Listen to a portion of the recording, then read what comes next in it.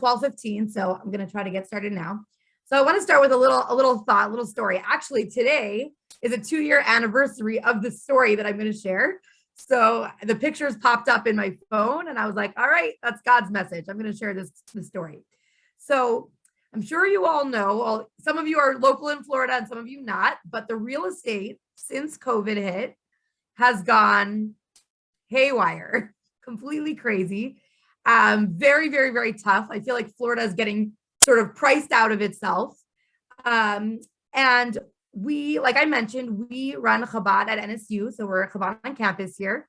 And we actually moved from a community with already 4 children, kind of like a crazy jump into life kind of thing. Already with 4 kids, moved houses, moved lives to open this Chabad on campus because my husband for years had been watching this college and just being like, there are Jews here and no one is here for them. At the time, Hill wasn't active. There was no other Jewish organization, and literally just like watching it. And every year we meet more people and more people. And finally, the opportunity arose that it was the right time for us to jump in. And I was the nervous one. And we jumped in, we moved. And we moved actually into a very small house. And we came with 4 kids into a very small space that now also worked as our Chabad house. And for any of you who know Chabad on campus, that means we have college students in and out all the time, Friday night dinners every single week, packed with students. And we were living in a tiny house. So it means my kids, everyone's just kind of all in one space. And we were looking for a while for a space to buy. And it's tricky here because if any of you do know the area of where NSU is, basically it's between university and college road, drive, whatever. And it's kind of sandwiched by the 595 and then Griffin Road. And almost any housing that's here is actually townhouses or apartments, really not conducive to a family, a growing family, and a Chabad house functioning as one. We were looking for a while, and we finally, in the middle of COVID, while feeling very down, actually, that like we missed our students. It felt very hard to not be seeing them every day. We were doing a lot of things virtually, but it was very challenging. All of a sudden, I wake up one morning and I see on realtor.com, there are 9 houses near this campus. And one of them, for the first time in 15 years, came up for sale. 9 houses. So I wake up my husband at 6 o'clock in the morning after a night that nobody got any sleep because I said we had, thank God, 4 kids and they had a tough night. I'm like, we found it. This is our house. How can we afford it? No idea. How are we going to do it? No idea. But this is where we want to be. We're going to be next door to campus. We're going to go. So he calls up the realtor. I'll skip through all the stuff, but basically, literally, they weren't ready to show us the house. We're like, we don't care what it looks like. We're coming. He tells me, this house is going to need full renovations. It's never going to have been updated. He was right. We get to the house. So all the pictures from the first time I saw it are on my phone from the 2-year anniversary of today.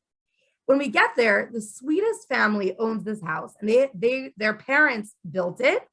They lived in it their whole lives. And at this point, they were very sad to actually sell it, but it didn't make sense for them to keep it anymore.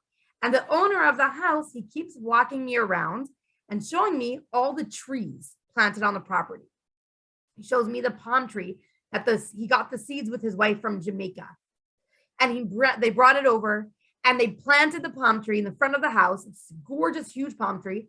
And then he shows me all the palm trees in the backyard. And he said, every single one of those came from that Jamaica tree. Those are all, we planted all of those. We live actually on a ranch, thank God. It's an acre of land. Just to add, if you're following the real estate crazy, this is 100 million billion % a miracle. It makes no sense that we got this house. There was many offers put in. We did not have the highest offer. We did not have the most cash in hand. Hashem clearly wanted that this was going to be the Chabad house for the students. Anyway, so we're on an acre of land and it's kind of like wild. There's a lot of trees and he's showing us this. He has a tree with the magnolia flower that they brought in, that they planted. He has a tree with like a specific oak tree. And here's the part of the story. I wasn't really paying that much attention because in my mind, I was thinking we're gonna renovate this, we're gonna renovate that, we're gonna build the house out. There's not enough bedrooms. I'm gonna add for the Chabad house. We need a big space for Shabbos dinner, etc. Anyways, he keeps telling us. He tells us this is a lychee tree they brought in from a different country. They planted it, etc., etc., etc. And I'm really only paying a little bit of attention. And I now when I tell the story, I'm pretty embarrassed about that because clearly this was something important to him. And now it's on the land that we own. And I don't really know the stories because my husband was paying better attention, but I was kind of focused in my own head on what I thought was important. He showed us the trees again when we closed on the house. And again, one more time actually after that. And every time he showed us every tree with a story, clearly with a lot of passion. And I was only half paying attention because I already had in my mind what I'm doing and what's important. Anyways, before we even moved into our house, we hosted a wedding in the backyard.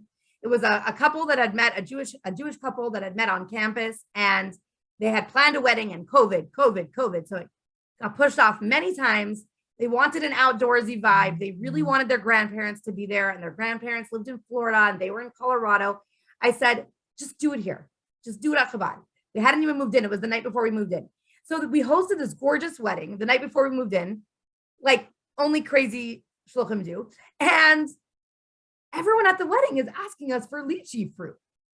And I didn't even remember where the lychee tree was on the property because I wasn't paying attention. Okay. I wasn't thinking in those terms. So I'm like, yeah, what do I care? I didn't even think what's a lychee fruit. I didn't even really think of it. I didn't give it any credit. No problem. You can have lychee fruit. Then the cleaning crew asked me, oh, do you mind before we leave? Can we take lychee fruit? No problem. You can take lychee fruit. A month later, we hosted my daughter's bat mitzvah in our backyard. And her classmates all spent the whole time in the tree, literally up the tree. They dragged a table, they dragged chairs up the tree. They're grabbing lychee fruit. At this point, people at the table are saying, oh, do you mind if we come with our family, pick fruit? And then one person says, Etty, you should sell the fruit and pay for your mortgage. And I'm like, what are you talking about? I wasn't paying attention. I was so busy with the things that I thought were important. I didn't notice. I'm sure many of you already know what lychee fruit are. I spent some time Googling it. I found out it was fascinating. It's not native to Florida. I saw the prices that they were being sold for in the stores. I saw women actually selling them out of their homes for a lot of money, like $12 a pound. And I was like, wow, there's something very valuable in my backyard. I didn't even work for it. It's right there. And I didn't even really pay attention because in my mind, I had the things that I was prioritizing. And finally, I went outside and I ate some of the fruit and I got to say the bracha Shachianu. And I was very excited that I have a fruit tree that I can say Shachianu with in my backyard. So I posted it on our Chabad Instagram. And suddenly, this is the summer. We actually bought the house in August. We renovated it and we moved in the next year. So this is April, May, June. College students are actually not here. But when I posted that, they start driving in. Hey, Etty, do you mind if we stop by from 30 minutes away to get lychee fruit? So I'm like, what is going on? And it really hit me that night, that week, actually, at the Friday night dinner with the students who came. I said to them, something struck me that I have this valuable thing in my backyard, this valuable tree on my property that I didn't even think about. I didn't know about it. I didn't give it much credit or value. And as I started to realize, wait, other people are excited about this. People are interested. This is valuable financially. This is valuable. They're delicious. It's interesting, etc., etc. I realized, wow, how many things in our lives do we have in our backyard, in our own back pocket that we already have that we may not notice? And I was thinking about it in terms of our Jewish soul and in terms of having the Torah in our lives. That, there's a lot of people on this planet and everybody has their different, in Yiddish we say their pekel, right? Their package. And every package has a lot of tough stuff and has good things, has tough things, whatever it has. And everyone is going through things. I feel like that's what I've been really learning in the last couple of years since COVID hit, is that literally everyone is going through something. And we just need so much more kindness and so much more love to each other all the time. But it really struck me here. What do I have in my backyard? I am a Jewish person. I have a soul and I have the Torah. Do I really know all the messages and all of the meaning and all of the value to what I have? No, I don't. I'm being honest. And I learned it my whole life and I still don't I can't say, wow, I really know. So I encourage myself and people that I speak with to really think about, can we pay attention, not to necessarily something brand new out there, but first, something maybe I already even know a little bit about, something I already have, and kind of zoom in on it and pay attention and say, hey, what value do I have? There's something for me that maybe I don't even realize.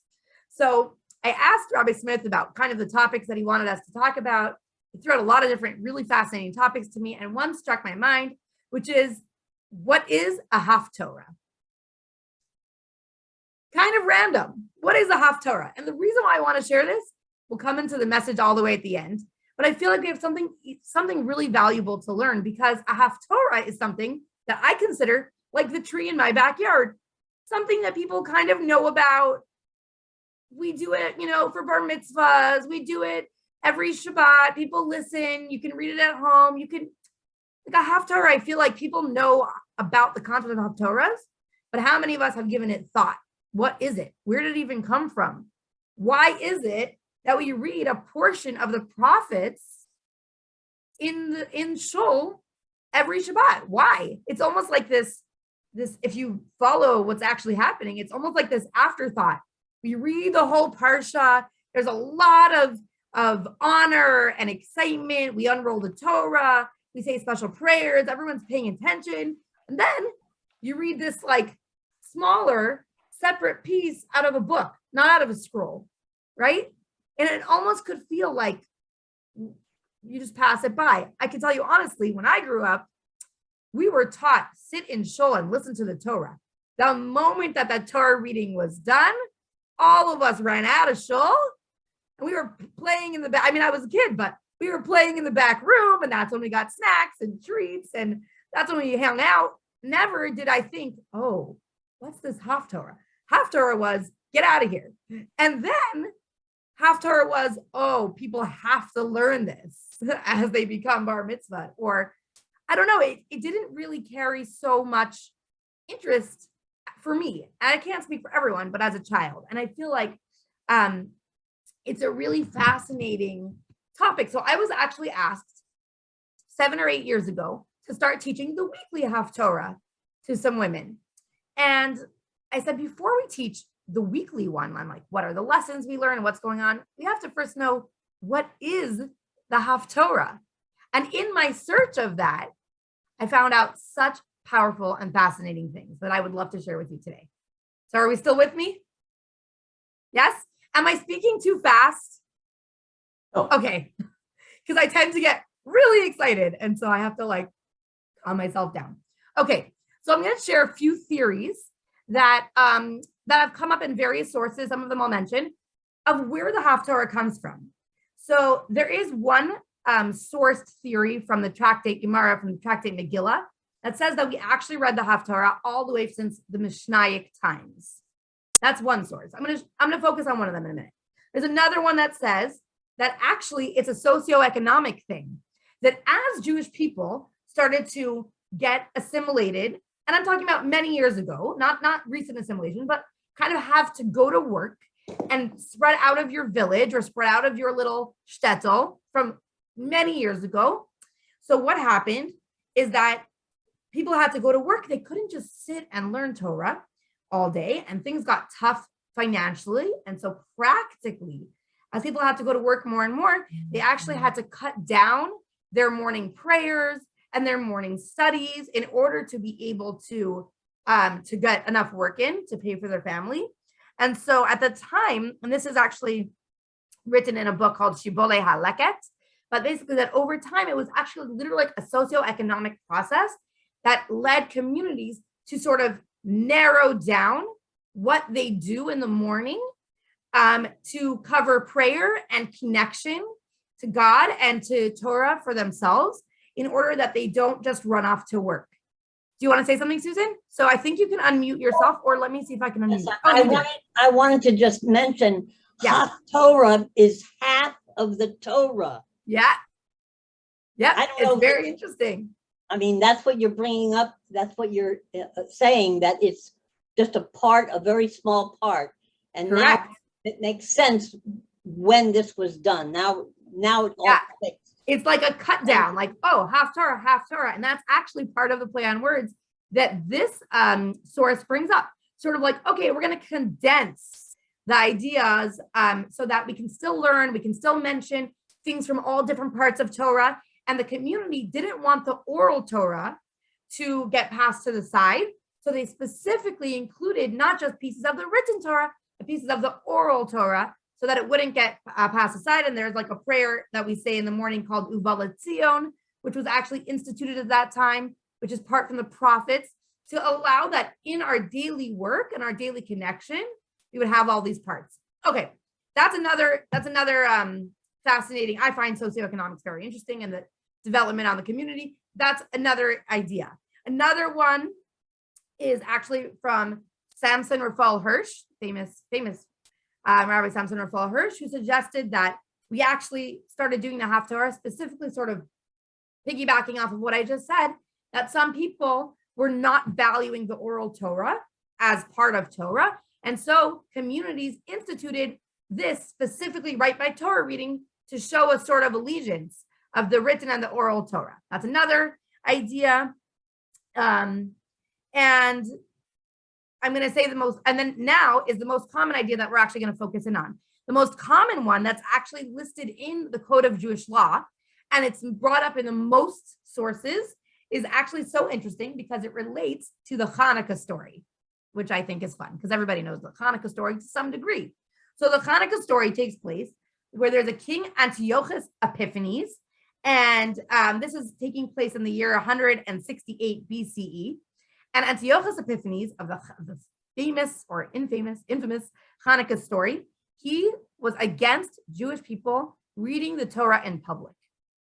And he was against, right? There's a famous song that we sing with kids. No, no, no, no, no, no Shabbos. No, no, no, no, no, no kosher. The Hanukkah story is where the Greeks valued the Jewish concepts and the Torah wisdom, but not anything that was connecting Torah to God or spirituality. And so the mitzvahs that were not allowed at that time and were punishable by death were any mitzvahs that were directly God mitzvahs. So like a bris, giving a baby a bris is not something we do for logical reason. Shabbos, keeping Shabbat, that is specifically because God rested on the seventh. So because God did it, we do it. Oh, so it's not just a value, a concept, an intelligence. It's actually God connected, not allowed. And the Greeks were very, very, very smart people. They were actually extremely, extremely high academics. And they understood that what happens when Jews get together, we strengthen each other. And when we read the Torah together, we strengthen our connection to God. So we strengthen our community, we strengthen our connection to God. So we understand that keeping Shabbat and communal gatherings on Shabbat and reading the Torah on Shabbat was not allowed and was punishable by death during the time of King Antiochus. And basically the story tells us that, again, this is the most common one. It's understood is that for whatever reason, the Greeks did not value the prophets or the extra writings as fundamental texts of religion. They connected it to the idea of sort of mythology, stuff like that. And for whatever reason, this is what the story goes, and this is what we're going to break down a little bit soon, that they didn't value it. So therefore, Jews could get away with reading parts from the prophets without being punishable by death. Okay. And so therefore, sort of as a fill in the blank is like, well, if we can't get together to read the Torah, then we're going to read Haftorah, a portion sort of the Torah, not from the Torah, but from the prophets. And it is interesting. There's a lot of connections between the Haftarah and the Torah reading. And I'm going to share some of them now. And then we'll jump back into breaking down this reason and why there are kind of some holes in it, in the theory. So for example, in general, sometimes the Haftarah story will reference one of the big parts of the Parsha that week. So let's say it'll reference Jacob and Jacob's journey the same week that the Parsha actually is Parshas Vayetze and talking about Jacob and his journey. So the Haftarah will reference that, will use a portion from the prophets that sources a piece of that references Jacob's journey. So that if you're reading it, you're still connecting to what is the message from the parsha of the week. So that's one connection from the Haftarah to the Torah. Another connection is that there's actually similarities in how you read the Haftarah and how you read the Torah. There's similarities in that. So one of them is that actually a single aliyah in the Torah has to have a minimum of 3 verses. Obviously, usually they have more, breaking up the parsha, but according to the way it's broken down, and that we know was done by man to figure out a system in reading it in synagogue, it has to have at least 3 psukim, 3 sentences. Well, 7 aliyahs, 3 sentences, bare bones of 21 sentences. Again, there's always more, but that's their bare bones. So the minimum verses in a Haftorah is 21. To connect to that, to the minimum of what the legal parsha would be, the breakdown. So the Haftarah has that, as well as in place of 7 aliyahs, the Haftarah reader actually says 7 different blessings, as well as I told you the themes are connected. There's also more detail in some of the exact ways it's broken down. But it's interesting that this is the story that we go by, that we see that there's connections. And then the Shulchan Aruch and the other sources that say that this is where it came from the Greeks, from that time of the Greeks, said that once that was annulled and the Jews went out of that tough time, that actually we felt that we wanted to keep the Haftorah since we were already doing it. We wanted to keep it, and therefore it became from that point on a part of our weekly regular learning. Interesting is that the Alter Rebbe, the first Chabad Rebbe, specifically teaches us that we specifically learn the Haftorah from a book, from the Chumash, right? Like here's a Haftorah book versus a scroll, actually on purpose. Because while there is a lot of messaging of reading and listening to the Torah, even if you don't understand it at all, there's a lot of unification of every Jewish person listens to the Torah and it's yours, even if you don't understand one word of Hebrew. The Haftarah is actually different. It's supposed to be understood. You're supposed to learn it. If you have the ability to sit in a shul, you should actually sit and read it in English, unless you understand the flowy Hebrew, but it's very poetic, so it's kind of tough to understand even on best of days in Hebrew. You're supposed to actually understand it. And the reason the Alter Rebbe taught that we read the Haftarah once the Torah is actually rolled up and enclosed in its case, and the person's holding it, is so that the person who is garbing the Torah can also listen and hear and understand the Haftarah. Because if he is holding the Torah and it's still in front of him, he will be fully taken over by the Torah, as he should, with deep respect. So it's specifically done after the Torah is rolled up, so that everyone in the shul can listen to the Haftarah, understand it, the time to connect to it. So there's obviously something very powerful and interesting about the Haftarah. And that's what we're going to break down now. So as Jewish women, to me, this is obvious. Maybe it won't be to anybody else, but I think it will be. We don't really take things lying down. First of all, like generationally. And also, it actually says about us in the Torah, we are an am kishei oref. We are a stubborn, stiff-necked people. Jewish people are not easily thrown to the side, given rules, and keep them. We've been discussing in this house what are similar traits that Jewish people seem to have, because we raise our, thank God now, 5 children. Kind of, are these traits just their own? Or maybe this is actually the Jewish spark when they argue with the rules or when they speak up. Maybe this is actually the healthy Jewish spark, which I actually believe it is. I think that Jews in general we don't train ourselves to just take bad things and just lie down and die. I just think we don't. In fact, I'll jump into for a second. Viktor Frankl speaks about this a lot. Viktor Frankl speaks about this in Man's Search for Meaning. If anybody has not yet read it, put that on your quick, short book list. In Man's Search for Meaning, he speaks about in the Holocaust, how he really noted, I mean, I'm very simplifying, but how he noticed the difference in people who had given up purpose and meaning versus not. And there's a story that maybe some of you know of Hugo Green. Hugo Green was a famous Reform rabbi, a Holocaust survivor, who was also a talk show host in England.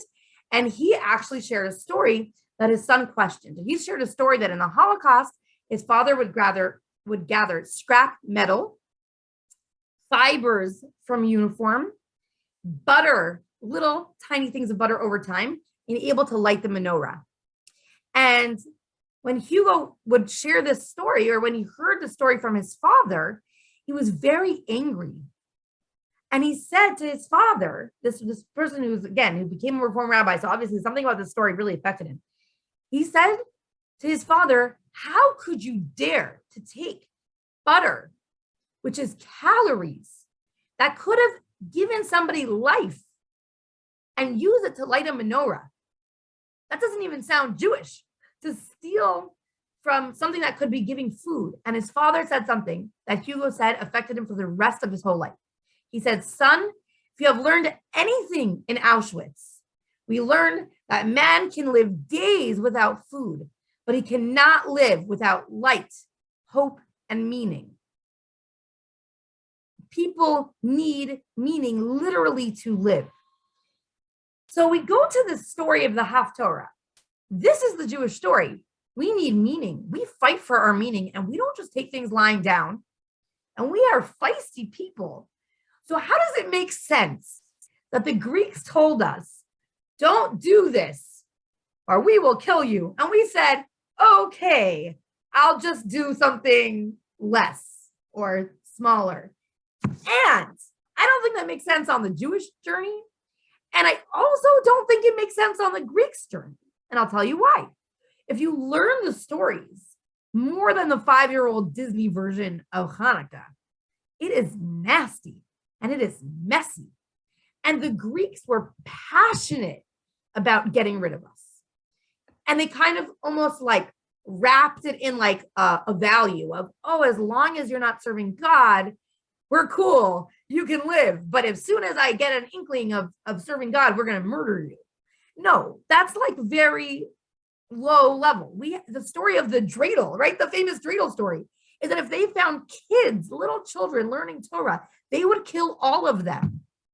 So therefore, the kids developed a Dreidel toy that if the Greeks would find them all gathered together, they would throw away what they were learning and they would play with tops, spinning tops, and look like regular kids having a good time and be able to kind of mask it that way. That's the whole story of the Dreidel. So it doesn't make sense from the Jewish side, right? Like the Dreidel, but it also doesn't make sense from the Greek side because the Greeks passionately hated us. And when somebody is passionate about something, you also are very, very all in, right? Like this is the things you listen to. These are the people you hang out with. This is the stories you share. And the Greeks were passionate about hating us and getting rid of us. And there are many stories that are shared. I mean, we don't have enough time for this, but to share all the horrible stories, let's say how they killed Hannah and her 7 sons because they wouldn't bow down. They killed one by one in front of their mother. This is not normal. This is passion and hatred, right? So it doesn't make sense that the passionate hating Greeks saw the Jewish people say, oh, okay, we won't learn Torah. We'll just learn a little piece of prophets, no biggie, right? And they were fine with that.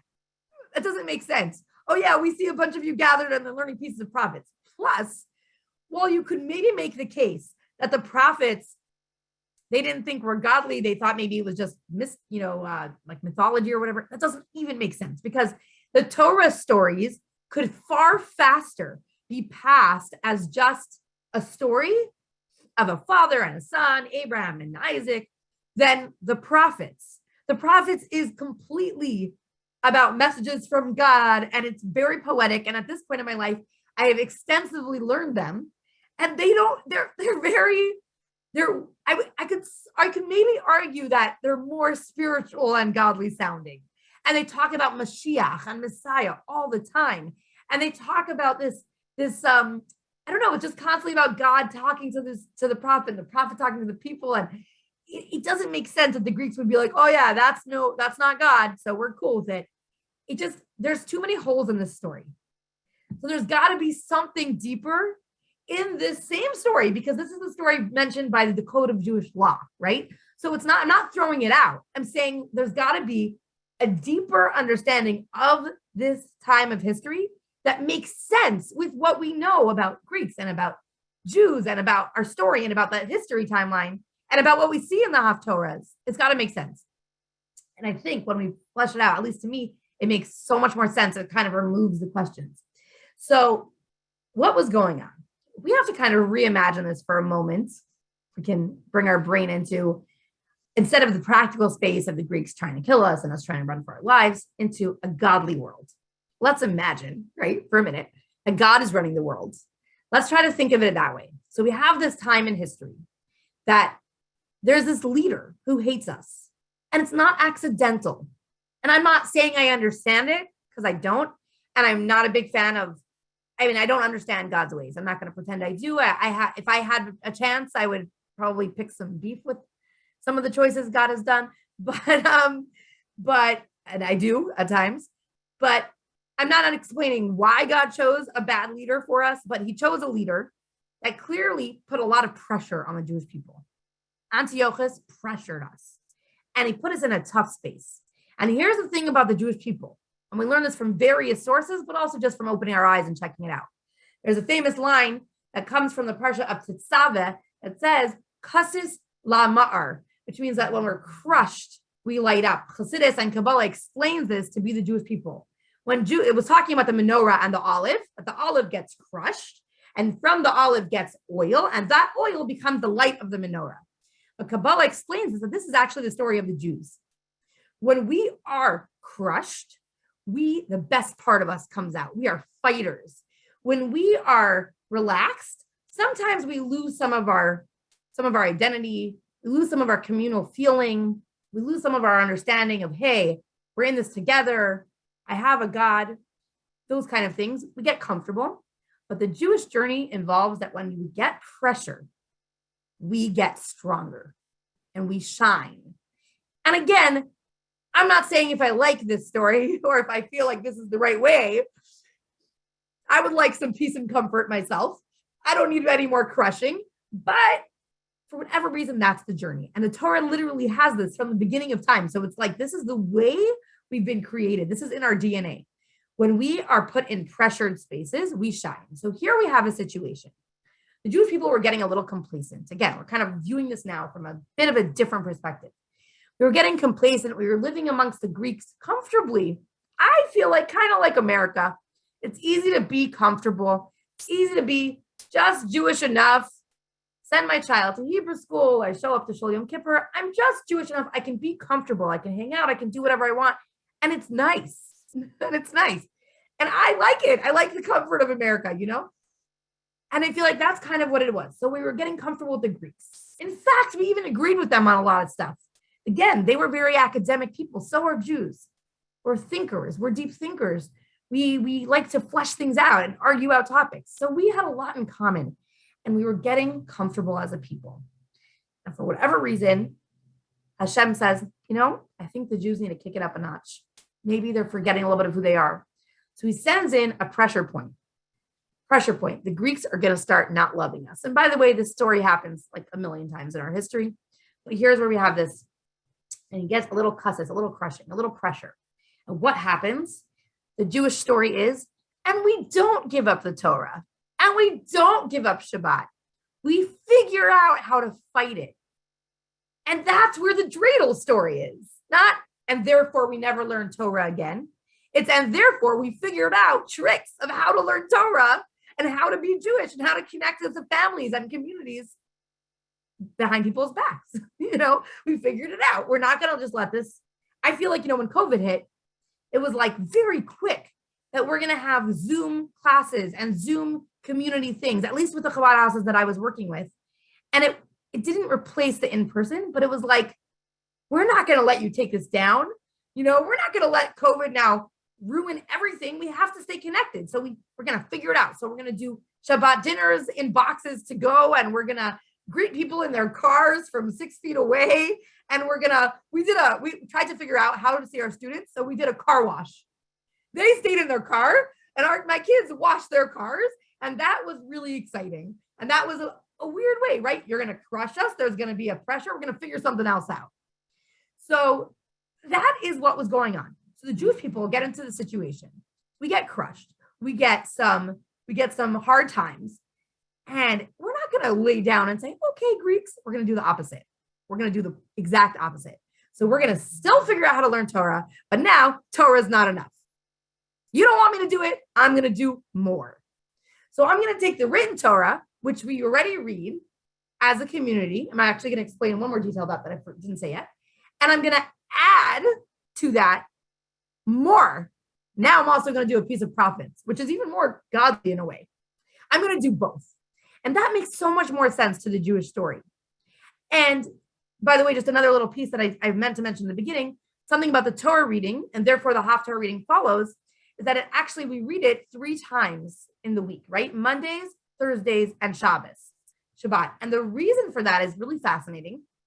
It is a little bit off topic, but I think it's a powerful idea, that it actually comes from the original story in the Torah when the Jews were traveling in the desert and we became weak and cranky without water. And it says in the Parsha of Shemot, in the 15th chapter and the 23rd pasuk, it says they traveled for 3 days in the desert without finding water.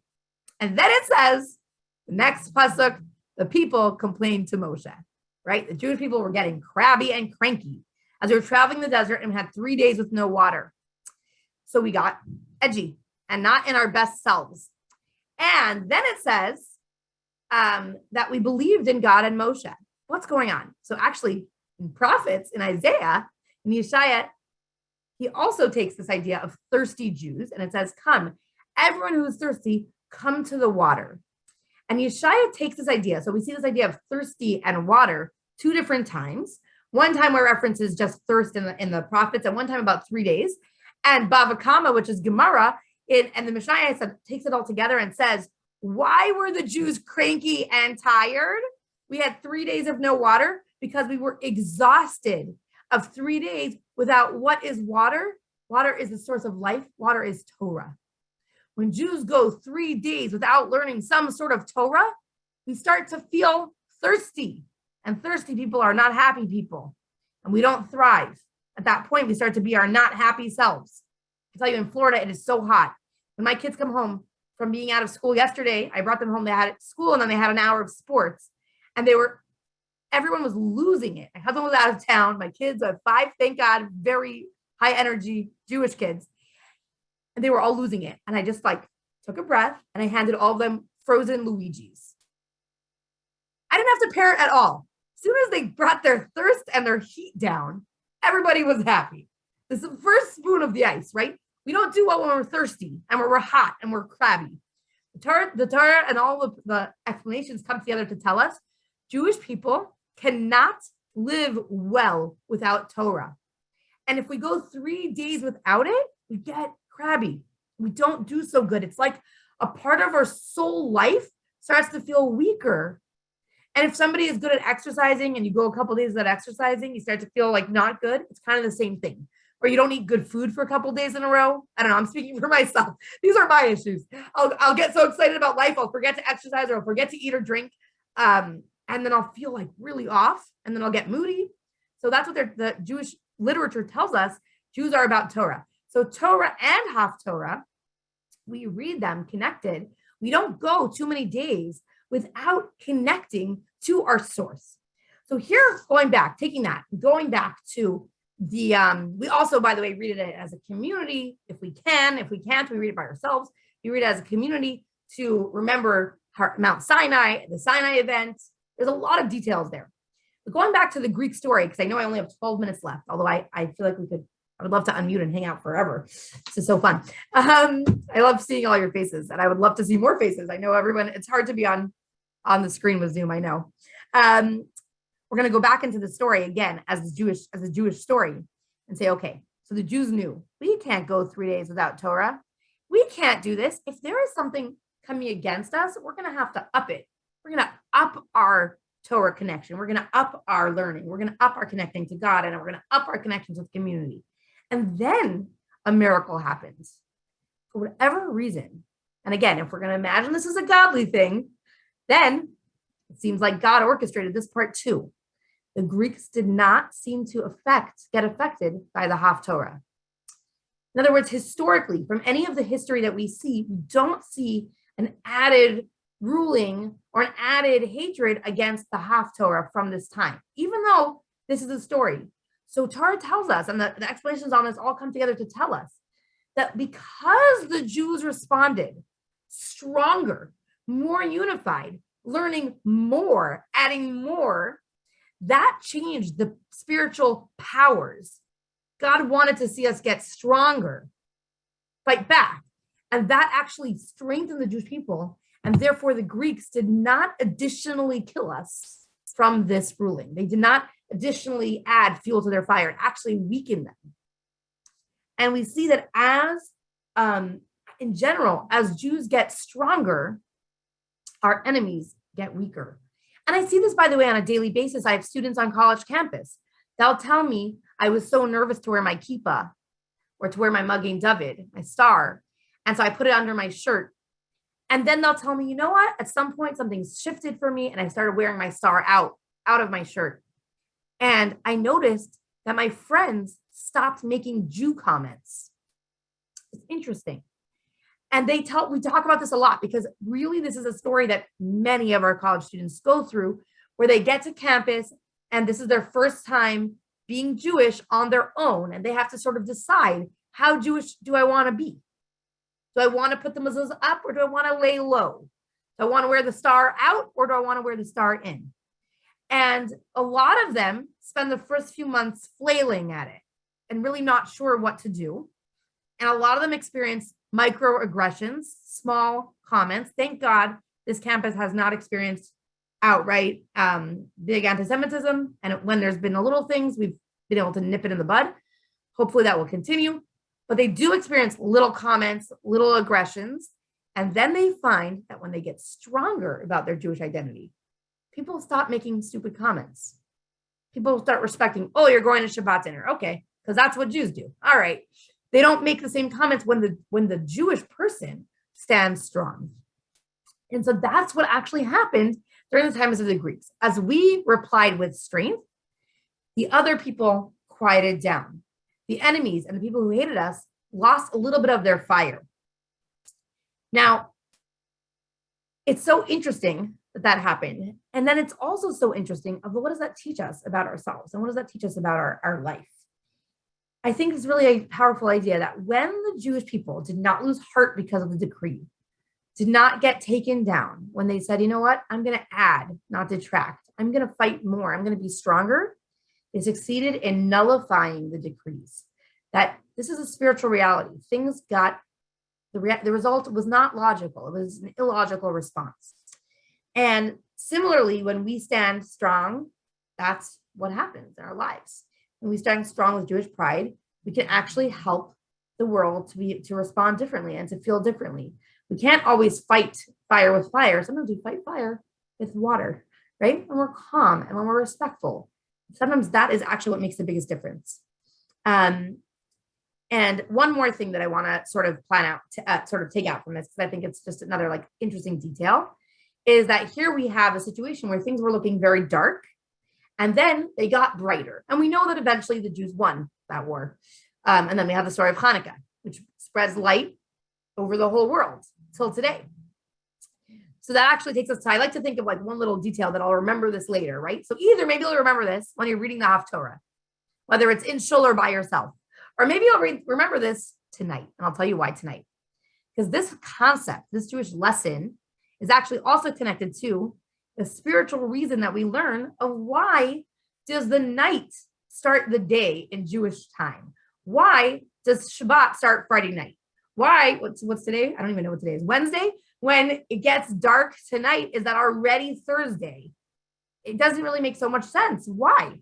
And yet we know that that is actually how Jewish time was created. So this is sort of like a little thought to take this into from the beginning of time.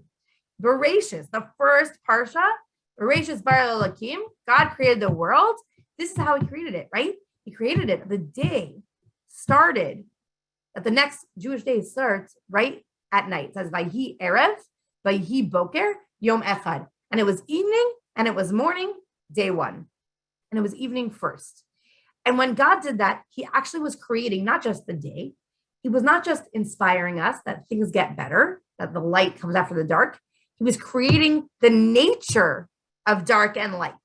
The nature of dark and light is that light will win.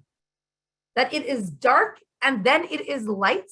That is how the day is built. That is how time is built. There will be light. And I think I can tell you for myself, I struggle with anxiety and I struggle with getting very down and I struggle with health issues. And I'm saying this from a real place, not from a preaching place. This is a real struggle for me to feel good when things are pretty bad and when things are struggling. And you know what? Last night, my 11-year-old son, who's very sensitive and kind of not such a good communicator, he just lost it at his sister. I mean, he lost it at her, like beat her up, freaking out. My husband was out of town. I'm like, got to deal with this myself. And I was really shocked. And after I took care of my daughter, she was fine because they're all tough in my family. But I gave her the love and attention, let her sit with me for a while. And I had sent my son to his room to be safe. I went to my son and I said to him, Salmi, you know that we don't use our bodies on other people.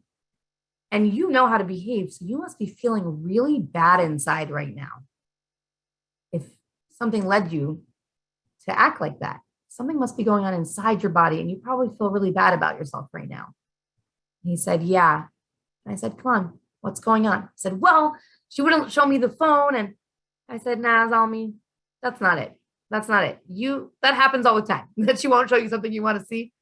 Something's going on. And he says to me, Mommy, somebody in school told me about Uvalde, Texas today. He hadn't heard yet. And they told me that a whole class was killed and that one girl bathed herself in blood to stay alive.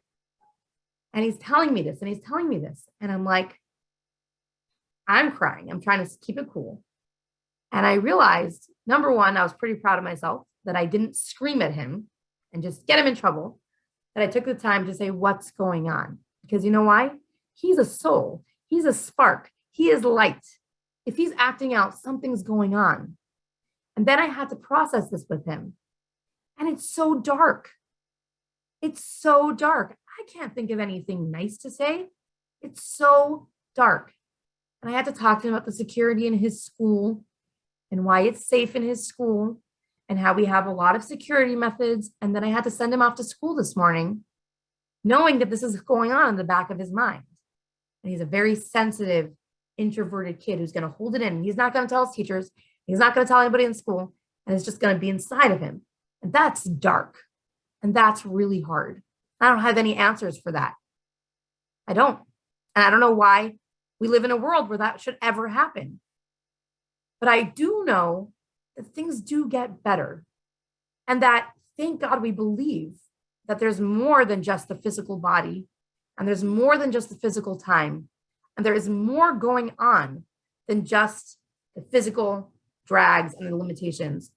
And I can speak to my son soul to soul and encourage him to find the light. And I told him when things get really bad, we just look for the helpers.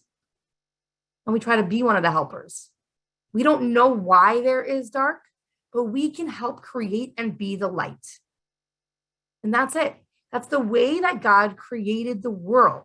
Light is going to win. Let's be on the winning side. Let's be on the winning side. Let's create the light. And the Haftorah, every time we read it, we need to remember this is the Jewish story. We stay on the side of the light. We create the light. We get stronger and we stand united. We stand together and we connect, learning with Torah, connect with God, and connect with each other. And so I'm not sure exactly what the impetus was for Rabbi Smith to pull this together, but I think this is such a beautiful initiative that we have women here all around America, all around, not even only in Florida. I thought we were only in Florida, all around, together, united, and spending time seeing each other's faces, hopefully sharing some smiles, connecting with the Torah, and hopefully being able to take this message into our day and into ourselves and say, we're going to be the light and we're going to stand strong and proud. And when we get tough stuff, we're going to keep rising above it. We're going to keep lifting ourselves up. So that's really the only way. Anyways, that's my thought for today. That's what I wanted to learn with you ladies today. I would love if you wanted to unmute. I'm not running anywhere. you have any thoughts or questions, or if you want to Etty, add anything. thank you so much. You So nice put to it meet you. together beautifully. I will remember this, and we need light. Right now, there is too much darkness. Yes. And I loved your lesson. Thank you so much. Thank you so much. Thank you for being here. You know, I just realized we have a campus, what's it called? Like a thing we do. We always take selfies. So I'm going to take a quick picture of all of us. So everybody who's on here, let's smile for a second. Okay. 1, 2, 3. Got it. All right. Okay. Elizabeth, nice to meet you. I'd love to meet you again. Thank you very much, Etty. Thank you. Thank you so much. Like I Shalom. said, all. I Thank wanted you, to, everybody. if I Thank could, you. I wanted to ask you, Yes. which is your favorite prophet? Oh, that's a tough one. Whew, my favorite why? prophet is actually Avadia, if I had to answer that on one hand. You know who Avadia is? No. He has the least prophecy, but he's the most fascinating to me because he actually did not start off Jewish. He was raised in the worst place. And he was actually raised in like King I just forgot his name. Whatever, Jezebel, Queen Jezebel's. Achav, thank you. He was raised with Achav and Izebel, which were like evil Jew haters, and just really bad people all around. And he literally like became who he became from there. And his prophecy was something he earned. It wasn't just given to him as like a holy person. He kind of had his old journey. So offhand, I would love to teach you one of the Haftorahs from Avadia if I'm asked back. It's probably my favorite. That would be great. I hope you will be asked back. You're a wonderful speaker. Thank you. It's really my honor and my pleasure to be here. And I hope Yeah, that when you this give is me an very hour, much. you get more back. This is Shandel, and I thank you because you really answered questions about the Haftorah for me, because I really never understood why it was chosen and why it was there, really. So thank you. Thank you. If you ever get the chance or you decide you want to delve into it, the Gutnick, this is the one I have here. I have a few of them, but the Gutnick Chumash, it has a Haftorah book, and it basically, it's nice is that it helps, like when it translates, it kind of gives a little bit of help with the wording because it's very poetic. So it helps it flow. And then it also will give little, not a lot of learning, but little tidbits that kind of connect it for you to give it more thought. So if do Thank wanna you. learn more, but thank you. Thank you. Oh, I have one question. Yeah. Back when you were talking about the lychee tree and that you ate it and you said the bracha shehechiyanu, I wondered why not ha'etz? Oh, also ha'etz. That's a good question. So we say the bracha ha'etz on the fruit, but because I hadn't had a lychee fruit in the whole year, we got the additional shehechiyanu, which was exciting to have like a fruit in my own backyard. I feel like when it's Tu B'Shvat or when it's Rosh Hashanah, we like go to the stores and search for the weird fruit, you know, the different stuff. So it was cool to have it in our own yard. Oh, okay. Thank you. I'm glad you asked. It's really, really, really nice to spend time with you guys. And I don't know how this all came together, but I love it. It's really special. So, all right. Well, we're fortunate to have special people teaching us too. So it's both ways. It's very, very cool. I mean, I would love to sit in all your classes if I could, but I got kids coming home from school. they're finishing up school, and then we're, anyways. All right. Thank you guys so much for giving me an hour, and I hope you gained more than an hour. Thank you. Thank you. All right. Have a great rest of your day. Bye-bye. Bye.